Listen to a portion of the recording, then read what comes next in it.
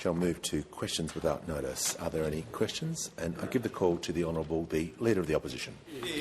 Thank you, Mr Speaker. My question is to the Prime Minister.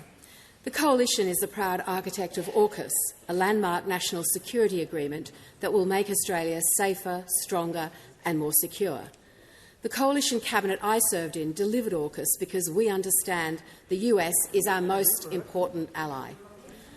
261 days ago, the American people elected a new president. In that time, more than 30 world leaders have met with the US president. Why has the Australian Prime Minister failed to meet with the US president? Call to the Prime Minister. I thank the member for the question. Last time I looked, just to have a bit of fact check, AUKUS wasn't actually delivered during the former government.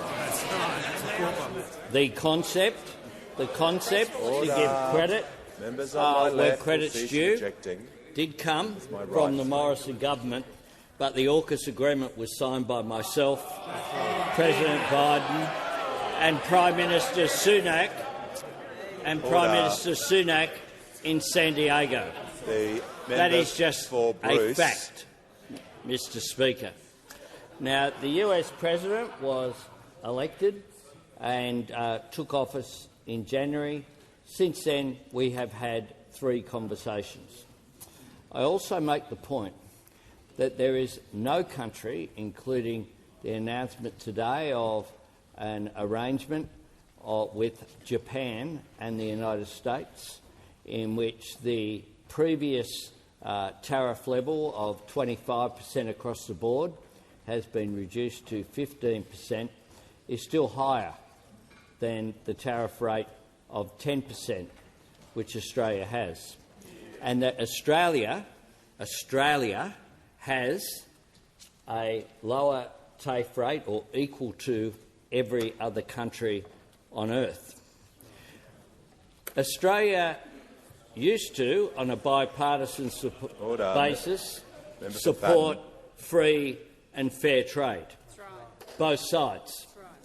I find it extraordinary that the Coalition seemed to have made a decision by the US administration to, contrary to our free trade agreement with the United States, apply an across-the-board tariff on Australian exports into the United States, has brought with it not a criticism of the issue of the imposition of tariffs, but a criticism, rather than choosing to support Australia, has chosen the opposite. Order. When the House comes to order. The member for Fisher, I just asked the House to come to order, and I'm about to call the next questioner. Trust me, this is not the time to interject. I'd like to hear from the honourable member for Leichhardt. Thank you, Speaker. My question is to the Minister for Employment and Workplace Relations. How is the Albanese Labor government delivering on its commitment to help Australian workers, and what has been the response to our commitment to help Australian workers earn more and keep more of what they earn?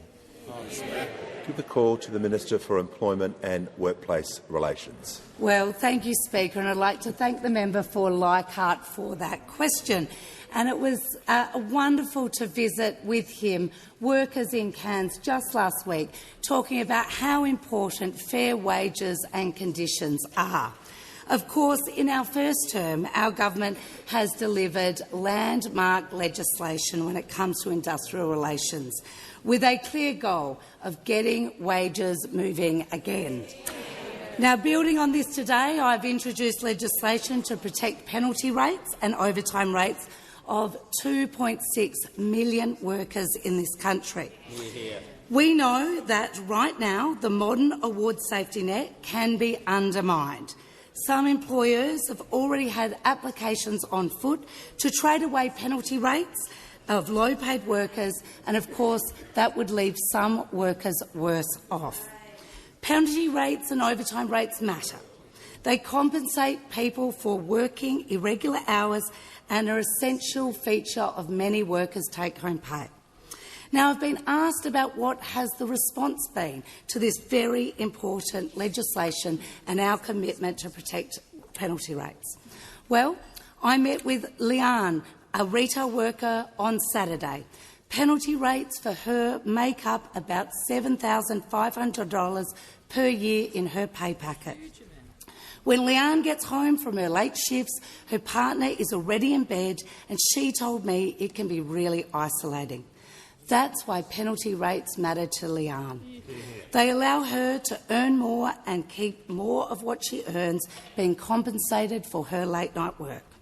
Now, for workers like Daniel, when speaking about what life would be like if he didn't have penalty rates, he said, "I'd have to work more, see my family less, see my dog less, see my friends less. Just not go to the movies, not even have a holiday." It's for workers like Leanne and Daniel we made a clear election promise that we would legislate to protect penalty rates. And this promise was clearly endorsed by the Australian people. This plan was endorsed by the Australian people. And while Daniel and Leanne back our plan to protect penalty rates, it is disappointing that the Coalition is not making their position clear. They seem to be having a bob each way, on one hand supporting Australian workers, on the other hand talking Australian workers down. While the Coalition dither around on whether or not they'll back Australian workers, it is this Labor government that's getting on with the job of delivering our commitment to protect people's pay, ensuring people earn more and keep more of what they earn here in Australia. Give a call to the Honourable the Leader of the Opposition. Thank you, Mr Speaker. My question is to the Prime Minister. The United States is our closest ally, and 261 days ago they elected a new president. Over that period, the Prime Minister has spent more time making excuses for unacceptable live firing exercises off Australia's coast than he has spent in person with the US President. Following the Prime Minister's recent overseas travels, has he had a conversation with the US President? Order. The Minister for Infrastructure is getting close to being warned. We cannot have people interjecting during questions. It works both ways. The Prime Minister has the call. Thanks, Mr Speaker. Members of this parliament have a choice sometimes of whether they will back Australia or seek to undermine Australia. A very simple proposition. A very simple proposition. Order. The Leader of the Nationals and the member for Page. Those opposite have chosen, rather than support a position which they did in government, to be fair, supporting free trade, including the free trade agreement with the United States, including, might I add, the free trade agreement that they signed up to with China as well. Those opposite have chosen to, rather than put the case, along with members of the government, that tariffs are a cause of economic self-harm by the United States, and that those countries that impose tariffs are imposing a cost on the purchases of goods and services. In this case,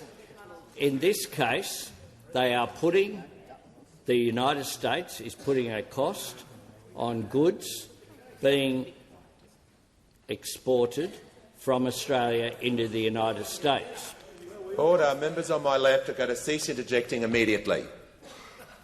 It's not a rolling commentary. Honestly. It's a serious question, and the Prime Minister is answering it. It deserves the respect as was shown to the Deputy Leader, to the Leader of the Opposition. My apologies. And the question they might like to ask themselves is which country has got a better arrangement than 10%? Which country? Because the answer to that is none. Is none. And what they do, because people do watch what is going on, the debate within our country is watched outside our country.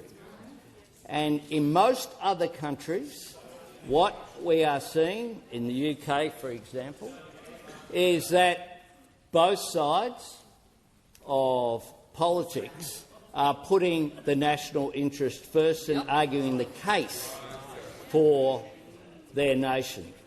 We'll continue to put the case, but we'll also, as I have to President Trump, but we will also do so in the full recognition that the America First policy and ideology, which has been promoted by the Trump administration, is clear. He regards, to quote President Trump, tariffs as the most beautiful word in the English language. We have a very different position and will continue to put it. Order. Order. The House is going to come to order. The member for Wright. Member for Spence won't be here to hear the question if he continues. We call the member for Bonner.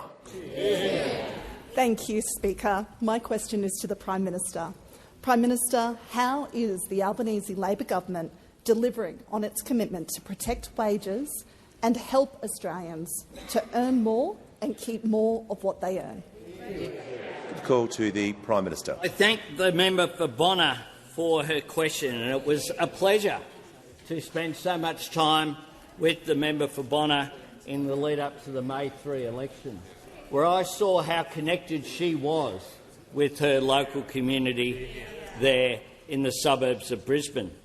And many of those constituents will, of course, be people who depend upon penalty rates for their standard of living and their quality of life, which is why today the Minister introduced legislation to enshrine penalty rates into law, protecting weekend and overtime pay for around 2.6 million Australians.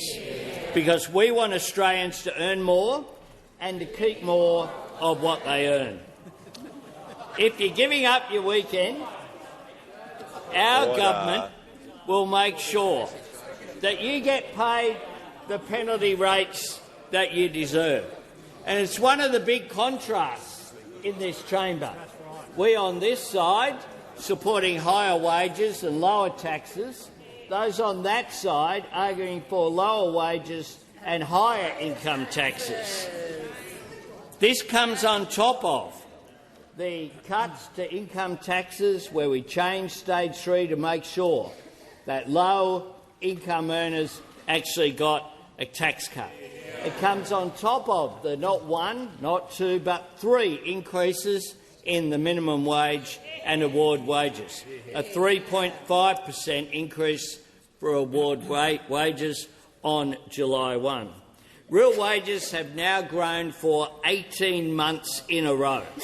At the same time, more than 1.1 million jobs have been created.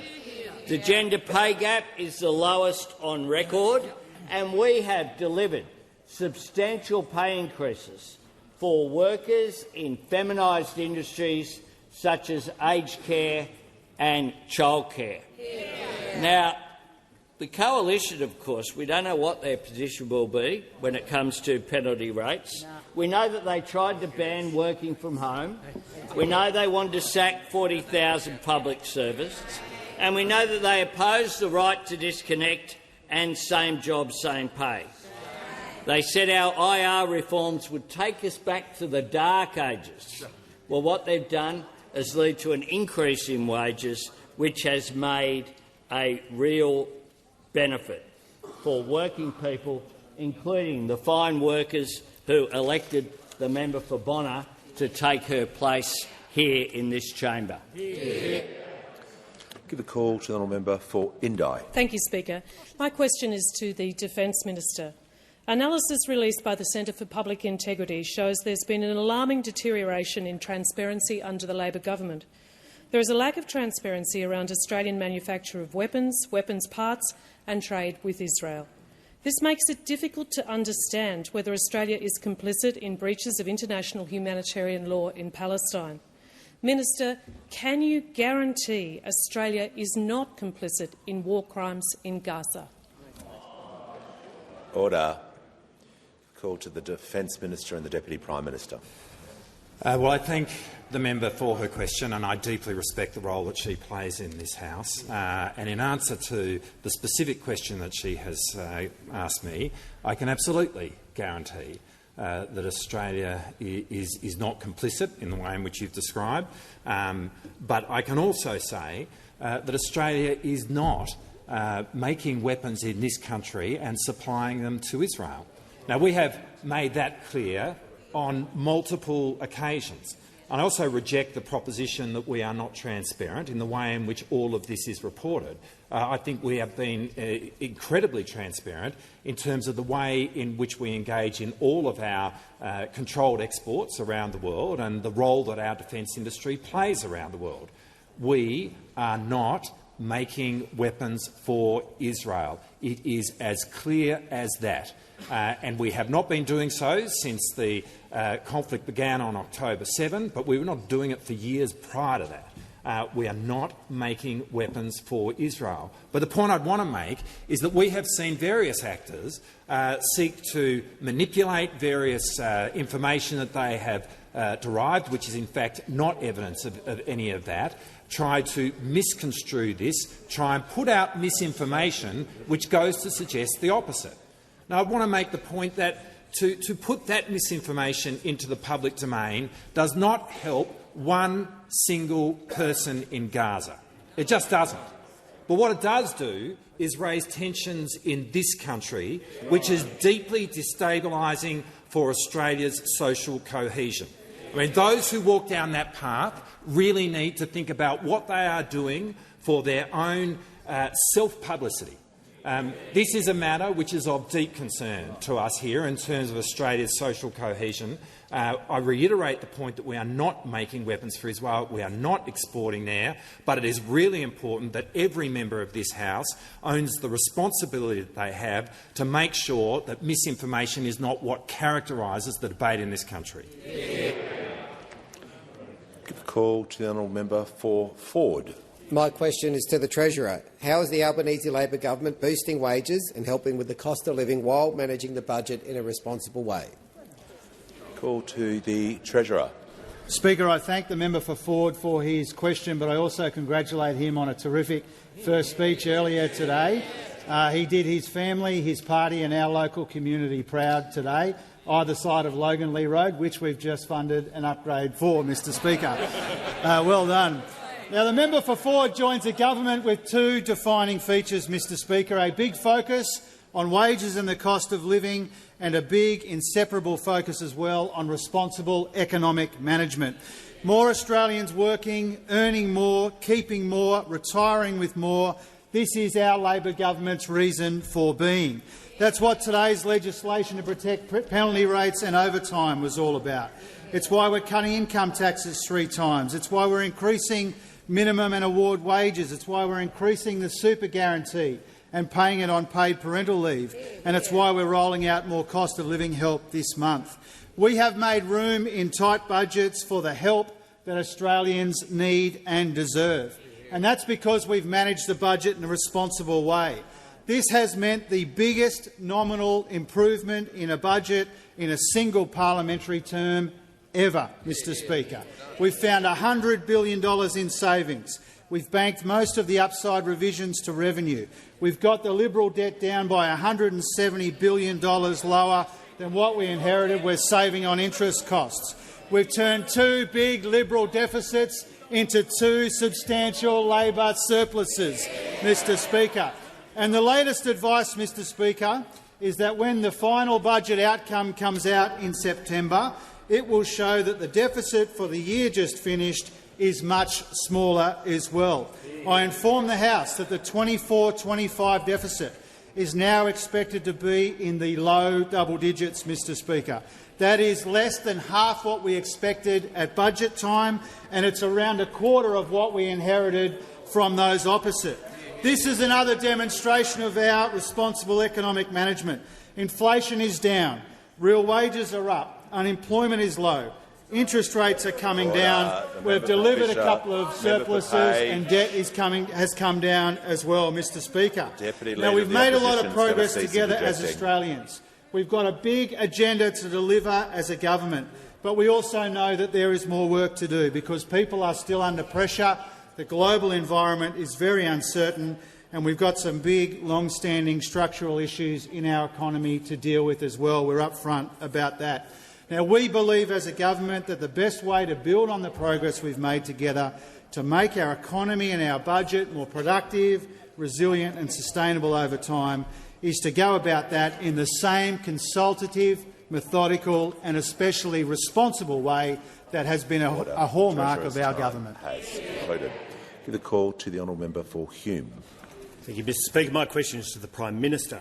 I refer to the Prime Minister's answer yesterday when he said the circumnavigation of Australia by Chinese Communist Party warships needed to be viewed in the context that Australia participates in the South China Sea. Is the Prime Minister seriously suggesting, because Australia engages with allies in the South China Sea, that the Chinese Communist Party is free to conduct live-fire exercises without warnings off the south coast of New South Wales? Give the call to the Deputy Prime Minister and Minister for Defence.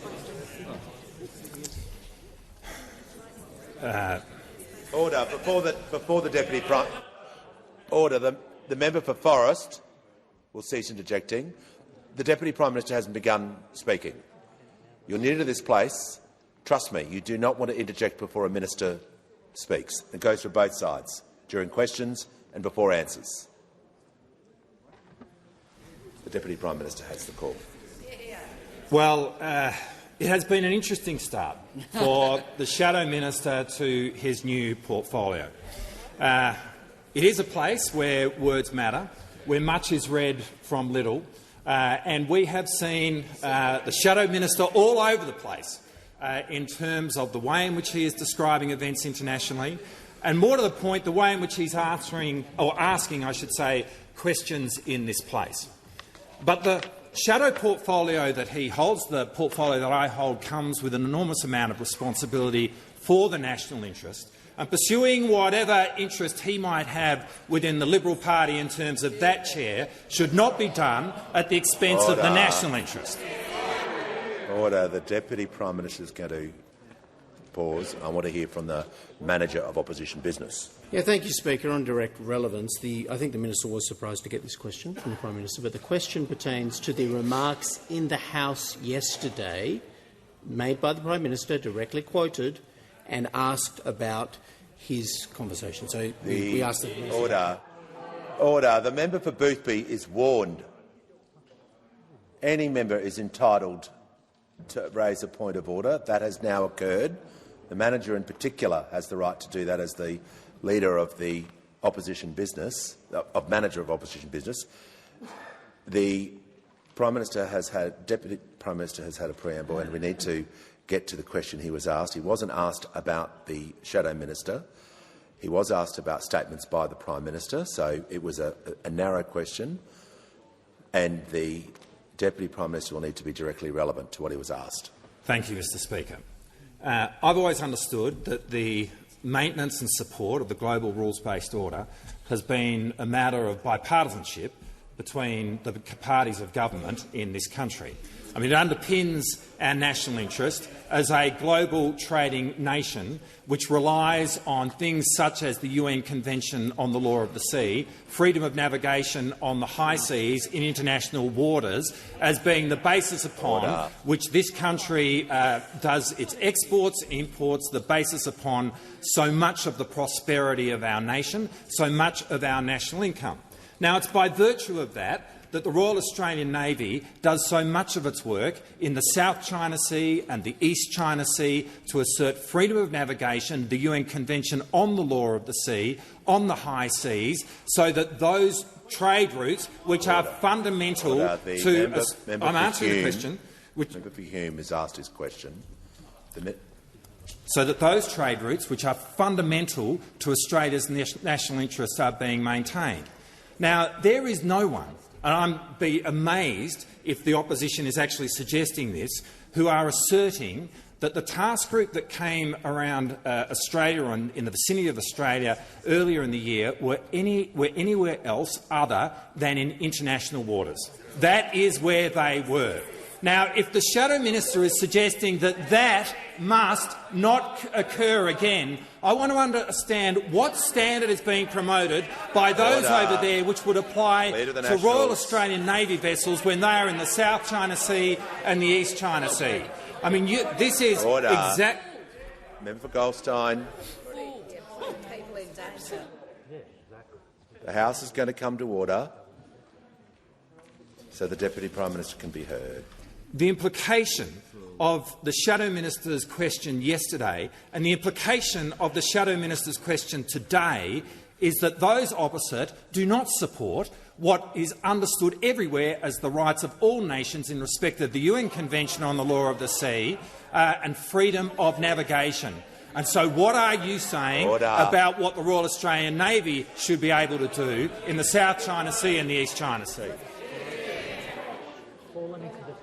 Order. The House comes to order. We'll hear from the honourable member for Barton.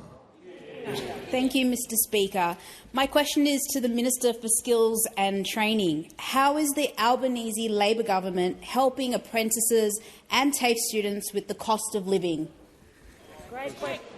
Give the call to the Minister for Skills and Training. Thank you, Speaker. And I thank my friend, the member for Barton, for a question. I congratulate her on a really excellent first speech, the start of many great contributions for her community and in the national interest. And it was also fantastic to join her just a few weeks ago at the St George Kogarah TAFE. We met there with some free TAFE students studying aged care and nursing, including some nursing students benefiting from our government's paid prac that began on the 1st of July. Free TAFE and paid prac. Just two examples of how the Albanese Labor government is delivering for Australians and for young Australians in particular, supporting them to get skills they want for the jobs that we need done, and supporting them to get ahead with real cost of living relief as well. Because we know that for VET students and apprentices, just like students at university, cutting student debt will make a real difference, including for those students that the Prime Minister, the Minister for Education and I met with yesterday from CIT here in Canberra.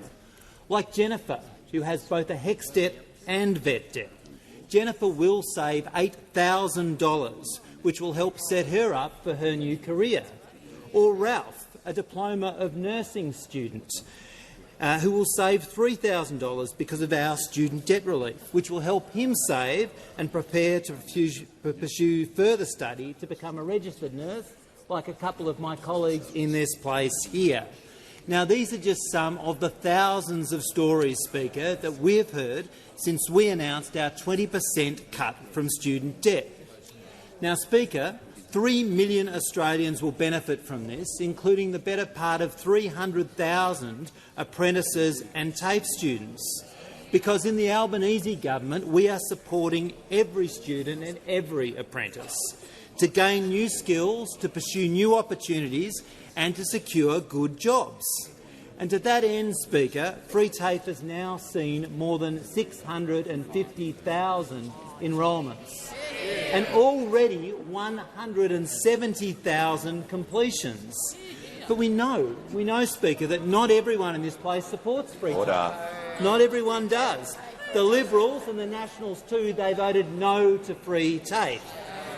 And the Leader of the Opposition said in this place that if you don't pay for something, you don't value it. Well, Australians disagree. And the Albanese Labor government has been listening to students like Jennifer and like Ralph, who told us that cutting student debt would make a difference in their lives. They put that on the ballot paper, and on the 3rd of May, young people voted for this. Now we are delivering. We're getting on with delivering student debt relief and with it more opportunities for young people to get skills they want for jobs we need. The Minister's time has concluded, and I give the call to the Leader of the Nationals. Thank you, Mr Speaker. My question is to the Minister for Agriculture. Can the minister confirm whether Australia's biosecurity requirements from today's announcement to import US beef will be at least to the equivalent to the biosecurity requirements that Australian beef must meet to be imported into the US? Call to the Minister for Agriculture. Thank you, Mr Speaker, and I want to thank the Leader of the Nationals for that question. I would say to the Leader of the Nationals that this decision has been made by my department, and it is through the usual processes that these decisions are made. As he would be well aware, of course, this has been an ongoing process now for over a decade in terms to US beef coming into Australia, and indeed US beef has been able to come into Australia since 2019, and in 2020 they asked for expanded access to allow some of the other beef from the supply chain that is slaughtered in the US to come from Canada and Mexico. And I would say to the member opposite that this has been done in the usual way. The department has published the review on the website today in the usual way. The import details that are required for importers will be published on the website and provided on Monday in the usual way. And as the member opposite would know, the protocols in relation to the areas that he is suggesting have actually already been provided to his office today on his email, can I say? And so the member opposite needs to be very careful here about trying to undermine Australia's biosecurity system. Our biosecurity system is the strongest in the world for a good reason. We've had to invest around $2 billion to strengthen our biosecurity system because of the mess that you left it in. So you should not be undermining our scientific approach to assess. The minister will pause. I can't hear anything she's saying. Just want to be very clear with everyone. The minister was asked about protocols. She's explaining exactly to the House the question she was asked in detail about what a department's doing, when they're being published. I don't know why this is so controversial, but she's being directly relevant, and I just want to make sure I can hear, and I haven't finished, so you can just take a moment. So I want the minister to be here because I need to hear what she's saying, so in case someone does take a point of order and they want to then make a decision about what she's saying, I've got to hear that. And I think other members in the House want to hear that as well. Now the manager on a point of order. Oh, the minister's concluded. Okay. We're going to keep moving. Give the call to the honourable member for Maribyrnong. Yeah. Thank you, Mr Speaker. My question is to the Minister for Climate Change and Energy. How is the Albanese Labor government delivering on its election commitment to help families save on their energy bills? And is the government being asked to consider other policies? Great question. Call to the Minister for Climate Change and Energy. Well, thanks very much, Mr Speaker. I thank my honourable friend for her question. I enjoyed campaigning with her in the beautiful suburb of Travancore, where we were campaigning on cheaper home batteries, Mr Speaker. And the honourable member asked me how we're delivering, and we're delivering on the cheaper home batteries policy that she and I and everyone on this side of the House sought a mandate to deliver. And yesterday I told the House that just over 11,000 households across the country had installed batteries under the cheaper home batteries policy. It's moving so fast I need to provide a daily update to the House. Today I can say 12,226 households across Australia have installed batteries under the cheaper home batteries policy. We know that if you already have solar panels, you can cut your bills by over $1,000. And if you install solar panels and batteries together, that can cut your bills by $2,300 a year for a typical family, which, of course, is 90% of the bill for an average typical family as well. So this is a good thing, Mr Speaker. Now, the honourable member asked me if we are being asked to consider any alternatives. And indeed, the whole House is being asked to consider alternatives. In fact, next week, the member for New England is going to introduce his anti-net zero bill on behalf of the Coalition. Now, I received a copy of the bill yesterday through unusual channels. They're leaking like a sieve over there, Mr Speaker. But I received a copy of the bill, and it's the Repeal Net Zero Bill 2025, fair enough. But when you look at it, it actually goes a lot further than that. Mr Speaker, the House will be interested to know what they're going to be asked to vote on by the Coalition. Schedule 1, Amendments, Part 1, repeal the Carbon Credits Carbon Farming Initiative Act 2011. So all those farmers across Australia who are getting income from carbon credits and carbon farms, that all stops. The moment this bill stops, farmers' income stops. Repeal the Climate Change Act 2022. I guess we expected that one. Repeal the Future Made in Australia Guarantee of Origin Act. Well, you wouldn't want things made in Australia, Mr Speaker, would you? I mean, that would be a terrible thing. repeal the National Greenhouse and Energy Reporting Act 2007. So not only does the coalition not want us to reduce emissions, they want to stop measuring them. Repeal the Net Zero Economy Authority Act. That's the organisation which creates jobs in the region, so they're against that. But here's the kicker. Here's the kicker, Mr Speaker. Repeal the Renewable Energy Electricity Act 2000. Now, the hint's in the year. That was introduced by the woke warrior, John Howard, Mr Speaker. You know, he goes around art galleries throwing painted pictures, does John Howard. That's how extreme he is. That is the act which has supported solar panels and now batteries across Australia. That's the act under which I signed the regulation for cheaper home batteries. So if that act goes, all the support for solar panels goes, all the cheaper home batteries goes out the door. The Leader of the Nationals during the election campaign promised that they'd do something about batteries, said it was really important to do household batteries. They never actually did, but at least, Mr Speaker, he was in the zone, he had the vibe. We're delivering a policy. Their policy is net zero climate action. Has concluded. The member for McNamara is warned. The call to the Deputy Leader of the Opposition. Thank you, Mr Speaker. My question goes to the Treasurer. Does the Treasurer know which of his colleagues told the Australian newspaper, quote, "I hate the principle of taxing unrealised capital gains," as reported on today's front page? And given so many in the Labor movement, including Paul Keating, have similar concerns, how does the Treasurer justify taxing Australians on money they have never actually received? I've got some problems with that. The way the question was framed. I don't have problems with the question. I've got the way it was framed, but I'll hear from the Leader of the House. Speaker, given that the standing orders and practice are clear about not responding to unnamed individuals, I'm not sure what you do with a question that actually says I'm referring to an unnamed individual. Order. I think we can get through this pretty easily, and I'll hear from the manager. Look, the Leader of the House is correct. We don't know which one of the colleagues has made this statement. That's why resume your seat. Just to assist order, members on my right will cease interjecting. The Leader of the House is correct. I'm going to rely on the fact that it was a media report, and you're referring to the media report, that the Treasurer and certainly the end part of the question was in order. But just to remind members, if they can refer to a media report or someone's comments directly rather than the way that was phrased. The Treasurer has the call. The member for Wright will leave the chamber under 94A.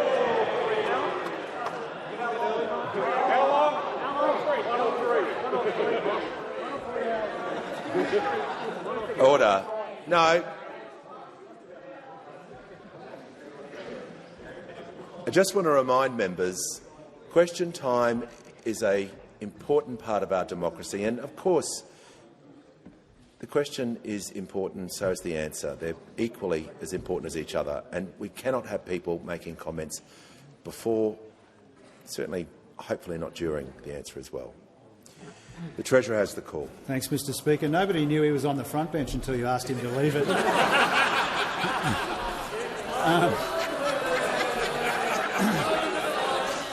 What's he got? Mr Speaker. Order. Just the Treasurer is now going to get to the answer.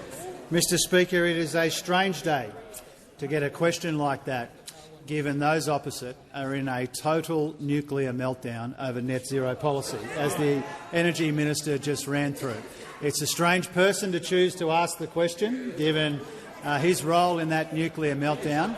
And the timing is strange too, Mr Speaker, given they've just been towed up by the Energy Minister on disunity on their side of the House, Mr Speaker. So let me tell you, Mr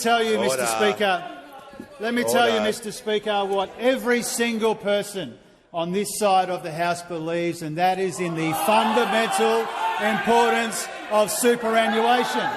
And that's why this side of the House has played an enthusiastic role in taking superannuation from 11.5% to 12% when it comes to the superannuation guarantee. We won't be taking lectures on superannuation. from those who always try to diminish and undermine and vandalise super at every turn. From John Howard on, Mr Speaker, they've always opposed superannuation. They've always tried to undermine it. They've always tried to take the compulsory out of compulsory superannuation. Every member on this side of the House takes a different view to the view taken on that side of the House, Mr Speaker. Now, we believe in compulsory superannuation because it's all about making sure when people earn more and keep more, they can retire with more as well. That's our motivation when it comes to superannuation. Now, part of our responsibility when it comes to superannuation is to make sure that there are generous concessional treatments for people putting money in super, and they will continue. Even after the proposal that we made, the change that we proposed almost, I think, around 2.5 years ago now, the treatment of super will still be concessional. The concessions will still be generous. We take our responsibilities to the system very seriously, and that includes making sure— the Deputy Leader of the Opposition— That's what I'm trying to do, if you listen. Deputy Leader of the Opposition is going to assist for your answer that you've asked, if you could let the Treasurer be heard. Yeah. Yes, the call. The reason these changes are so important is because we need to make sure that the generous concessional treatment for super is sustainable.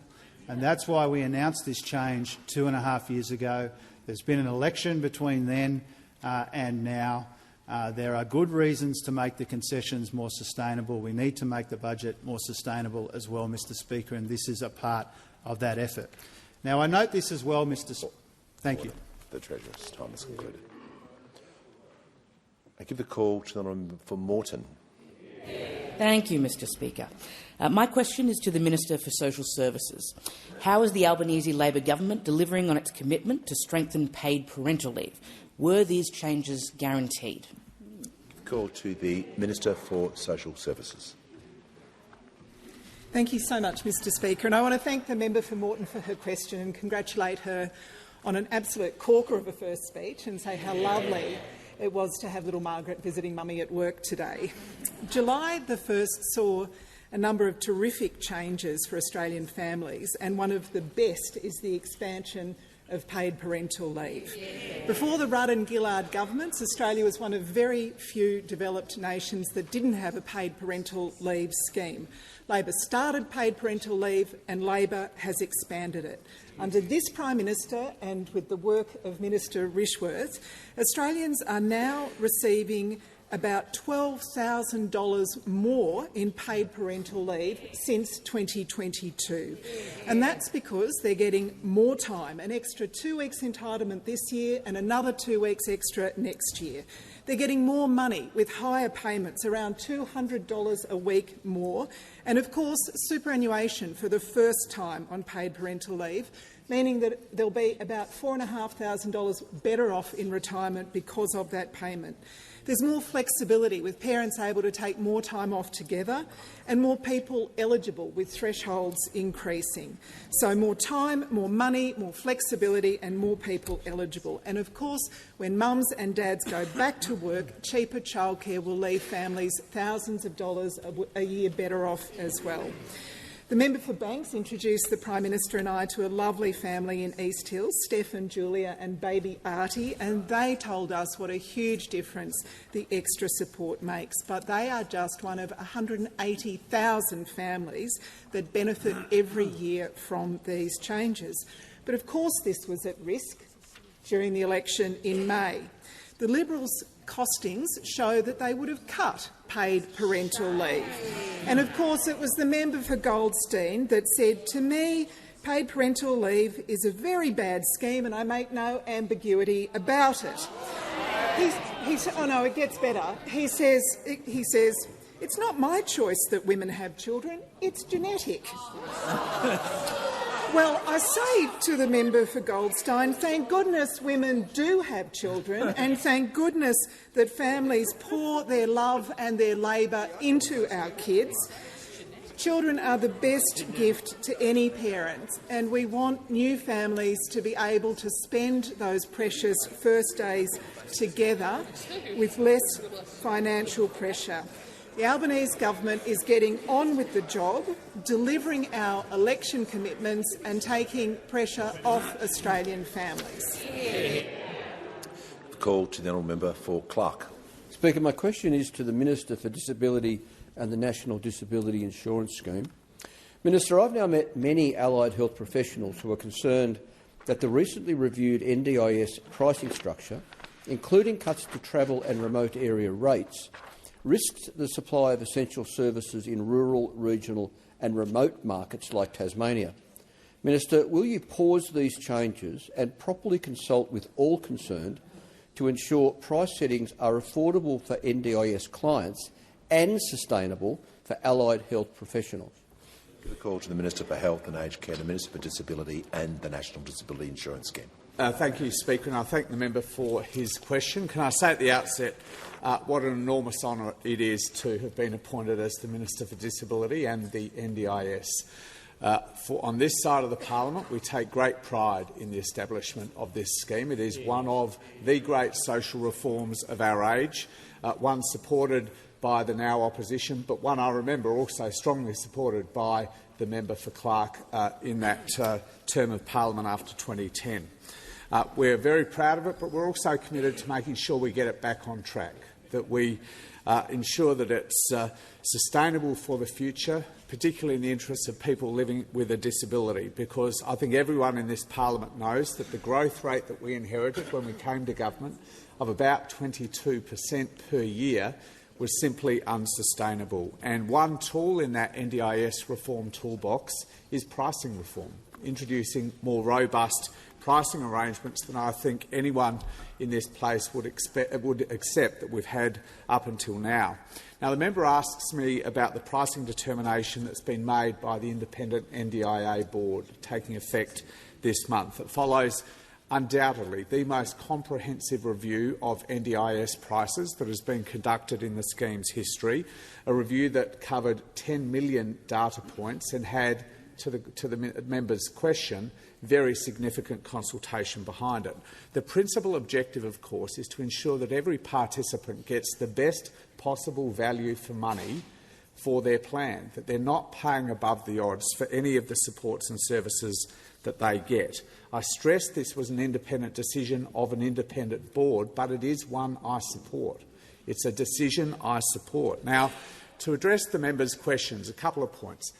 Tasmanian prices, many therapy supports were getting paid significantly more than the same therapies being delivered in Sydney and Melbourne. $30 an hour more for physiotherapy, about $20 an hour more for psychology, a temporary arrangement intended to develop a market in jurisdictions like Tasmania. That market is now mature, and it's proper that those prices return to the national level.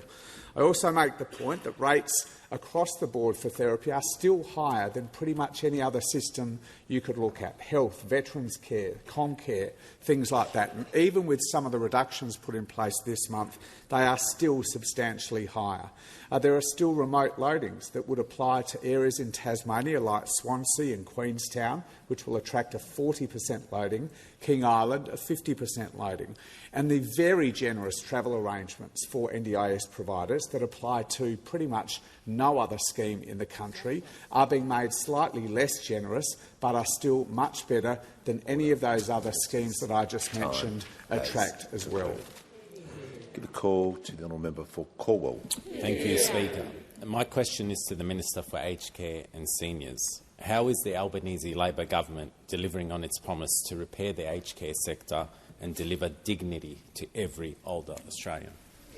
Call to the Minister for Aged Care and the Minister for Seniors. Thank you, Mr Speaker. I'd firstly like to congratulate my friend, the member for Cornwall, on his glorious election and thank him for his question about the Albanese government's generational reforms to aged care. I recently had the great pleasure of visiting the Ottoman Village Aged Care Facility in the member for Cornwall's electorate. Aged care homes, like Ottoman Village, play such an important role in helping older Australians from diverse backgrounds stay connected to their culture, their language and their community. And it was a pleasure to witness firsthand the warmth of care that residents receive there on a daily basis.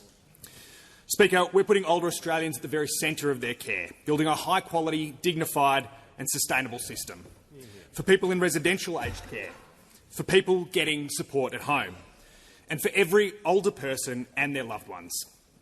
We've shown in our first term that we are determined to fix the aged care crisis, and we will see it through. I acknowledge the extraordinary work of my predecessor, the Minister for Communications, for passing the new Aged Care Act through the Parliament and for kick-starting our ambitious program of reform work across the aged care system. Speaker, today the government introduced legislation that will pave the way for a smooth transition to the new Aged Care Act. The latest step will help prepare older Australians and their loved ones, aged care providers and workers for the Act's historic changes. This legislation continues our work and delivers 58 of the recommendations of the Royal Commission to create a safer and fairer system that puts older Australians at the centre of their care. But, Mr Speaker, the work to rebuild our aged care system is already well underway. In our first term, we mandated 24/7 nursing, delivering more care minutes for older Australians. There's now a registered nurse on site in residential aged care homes more than 99% of the time. And every single day, we're delivering an additional 6.8 million minutes of care to older Australians. But our aged care sector would be nothing without the dedicated, passionate workers who care for the people that we love. Our government has invested $17.7 billion to increase the wages of those workers. Under Labor, registered nurses on the award working in the aged care sector are $430 a week better off. Enrolled nurses are $370 a week better off, and personal care workers are $320 a week better off. But most importantly, Speaker, we've improved the standard of care. We are giving, through that, every Australian the dignified care that they very much deserve. In 2022, only 38% of aged care homes had an overall star rating of 4 or 5 stars.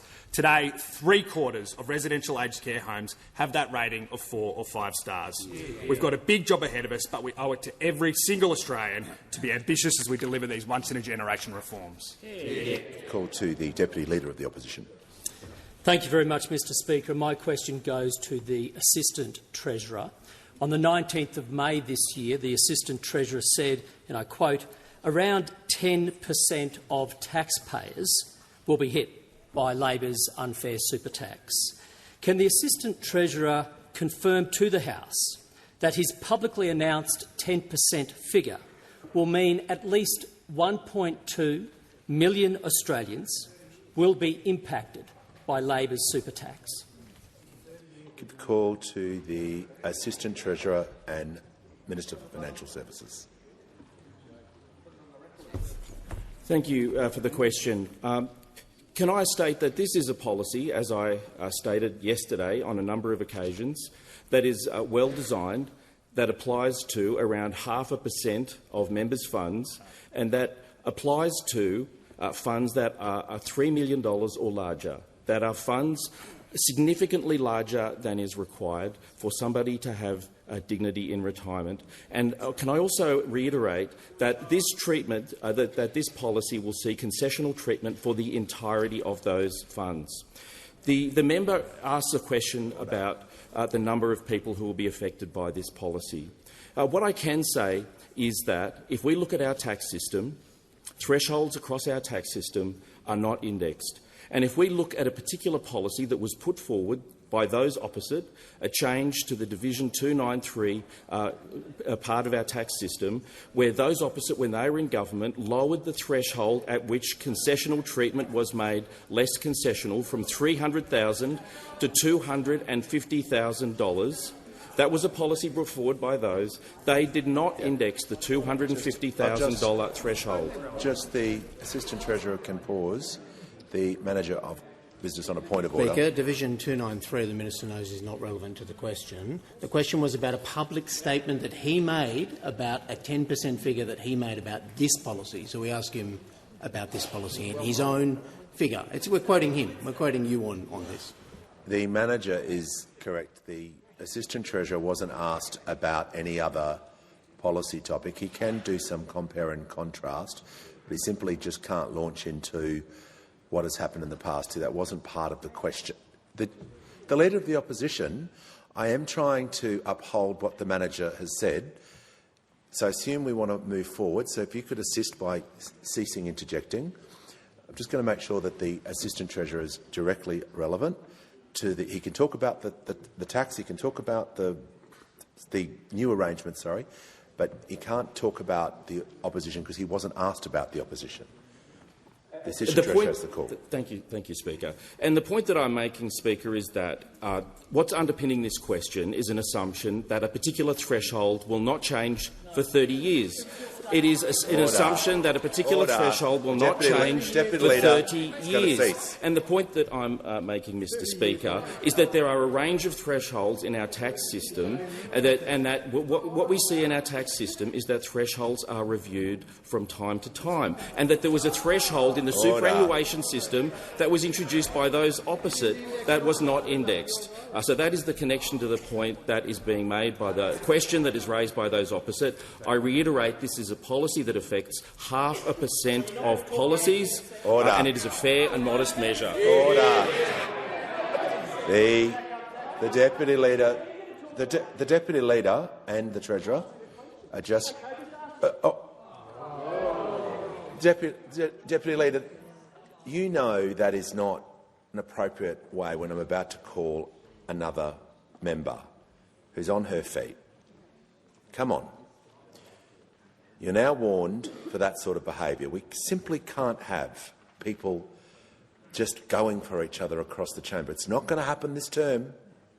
It's not going to work that way. Being very clear with everyone. I'd like to hear from the honourable member for Bullwinkle. Thank you, Speaker. My question is to the Minister for Agriculture, Fisheries and Forestry. How is the Albanese Labor government unlocking more opportunities for our agriculture sector and supporting Australian jobs through strengthening trade relationships? Give the call to the Minister for Agriculture, Fisheries and Forestry. Thanks, Mr. Speaker, and I want to thank the first ever member for Bullwinkle for that terrific question. I also note in her first speech, which was terrific this morning, she also referred to her support for farmers in her community and how important the farming community is to her. Mr. Speaker, I think what it shows is our government has worked incredibly hard with our trading relationships and our international partners. We've been restoring our place in the world without compromising on getting good outcomes for our Aussie farmers. Indeed, we've worked very hard to diversify trade and to unlock new opportunities for Aussie farmers. This has supported $73.5 billion in high-quality agriculture product exports to more than 190 countries in 2024 alone. 190 countries, Mr. Speaker. And this is what can be achieved when you don't walk away from the table, when you put the need for positive outcomes of our agriculture sector at the forefront of trade negotiations. Indeed, Mr. Speaker, we've worked very hard, particularly to restore trade with China, resuming over $20 billion worth of trade for our lobster, our wine, our barley, our coal, our cotton, our timber logs, oat and hay, copper ores, concentrates and our red meat exports, Mr. Speaker. And in just the last week, of course, during the Prime Minister's visit to China, Australia finalised new agricultural market access between the two countries, the first since 2017, and we're now providing apple growers from across mainland Australia with access to the Chinese market, building on the apple exports already taking place from my home state of Tasmania, Mr. Speaker. This builds on the over 230 agricultural market access achievements by our government since we came to office, including 29 new markets that we have opened. These agreements are supporting our agricultural industry to grow towards a $100 billion sector by 2030, Mr. Speaker. And as part of our work to support our farmers and our primary producers to seize these opportunities and new markets. Indeed, with 1 in 4 Australian jobs supported by our trade, the Albanese Labor government is ensuring growth in trade unlocks more regional jobs, Mr. Speaker, and delivers more economic benefits, particularly in our regional communities where a lot of this is produced. We're continuing to repair the damage of the last decade without compromising on getting good outcomes for Aussie farmers. We want good Australian jobs from these, and we want to support our agriculture sector. That's because, of course, our government has a proud record of delivering better trade outcomes for our farmers, Mr Speaker, because we know that they make the very best produce across the globe, and our farmers are supporting them to back better outcomes for our national economy. Time has concluded. Give the call to the honourable member for Fowler. Thank you, Mr Speaker. Congratulations, first of all, to your election to speakership, and also to the Prime Minister and your government for a strong result in May, and the red wave certainly rolled through.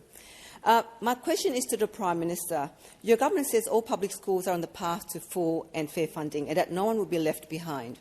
In Fowler, Bonerick High has over 40 demountables and almost double the students it was built for. With 2,000 new homes under construction nearby in Newleaf, the local PNC have asked me about why their Commonwealth infrastructure funding was rejected. What federal funding will the Labor government commit to fixing critical infrastructure in disadvantaged schools like Bonerick? Great question. Call to the Prime Minister. I might ask the member, and I thank the member for Fowler for her question of whether it's a public school or if that's okay. Just for a point of clarification, I understand it was Bonerick Public. Bonerick High School, public school. Public school. I thank the member. I thank the member for her question, and I'll make 2 points. One is that the funding of infrastructure in public schools is conducted by state governments. What we have done through the reforms and the agreement that I signed with the New South Wales Premier, Chris Minns, is to provide an additional $4.8 billion for New South Wales public schools. What that will do as part of the programs right across the country is to take the Gonski formula, school resourcing standard that was determined in 2012, so that every single student, whether they go to a private school or a public school, will get the funding that they need and deserve. In particular, in disadvantaged communities will be the big winners, because what will occur is that funding of that additional $4.8 billion overwhelmingly will go towards disadvantaged communities and towards schools where students might need the additional dollars for additional tutoring, for smaller class sizes, for one-on-one education or in small groups. It also will provide for additional resources in terms of teaching. Part of the deal is that not just funding for students, but in addition, the state governments have agreed, including New South Wales, to lift standards. So a real concentration on numeracy, literacy, on those basics, which will be so important going forward. We are really proud of the reforms that we have put in place. Capital funding remains for public schools, the domain of state and territory governments. We do provide, it's a Commonwealth, we provide funding for private schools. But what this is really doing is making sure that every parent can have the confidence that their child will get the support that they need, including in the electorate of Fowler. The call to the honourable member for Bean. Thanks, Speaker. My question is to the Prime Minister. How is the Albanese Labor government building on its record of easing cost of living pressures for Australian households and families? Call to the Prime Minister. Thanks very much, Mr Speaker, and I thank the member for Bean for his question. And on July 1, of course, we had the increase of 3.5% in wages. We had paid parental leave, an additional 2 weeks, and superannuation paid for the first time on paid parental leave. Importantly, we had the $10,000 incentives kick in for apprentices to do construction, following on what we'd already done with the new energy apprenticeships. We had paid prac for teachers, for nurses, for people doing social work degrees as well. We had the subsidies for batteries so that solar panels can store the energy in order to also place pressure off the grid, but importantly, they will reduce household energy bills already. For 11,000 households have taken it up. And this week we have delivered on critical commitments that we've made. Cutting student debt by 20%, benefiting 3 million Australians by an average of $5,500 each. We have introduced today the legislation to protect penalty rates for 2.6 million workers, making an enormous difference. And importantly, something that perhaps when people leave here tonight they can have a shout, freezing the draft beer excise was introduced today. An extremely popular measure, I might say, Mr Speaker, including in the electorate of Oxley, I'm sure that people will have a cheer for that. We are focused on the Australian people. We're focused on delivering the policies we took to the election to make Australians' lives better. And meanwhile, those opposite have been focused on themselves, more divided and chaotic than ever. We had the member for Hume being focused on foreign policy on the fly, sabre-rattling. You know, yesterday we were too pro-China with the questions. Today we're too pro-America, apparently, with the changes that have come in. And now, of course, we've seen the National Party. I'm surprised they've taken a break from the Sky News studio, Mr Speaker, because 16 interviews in the last 24 hours, 16, back-to-back, the Nats talking about themselves, Mr Speaker. The Nats talking about themselves non-stop, Mr Speaker. Mr Speaker, we'll continue to be focused on the needs of Australians. They'll continue to be focused on themselves. And on that note, Mr Speaker, after a request from those opposite, speak to your leader. The member for Page, resume your seat. Order. He shut you down. I ask that further questions be placed on the notice paper.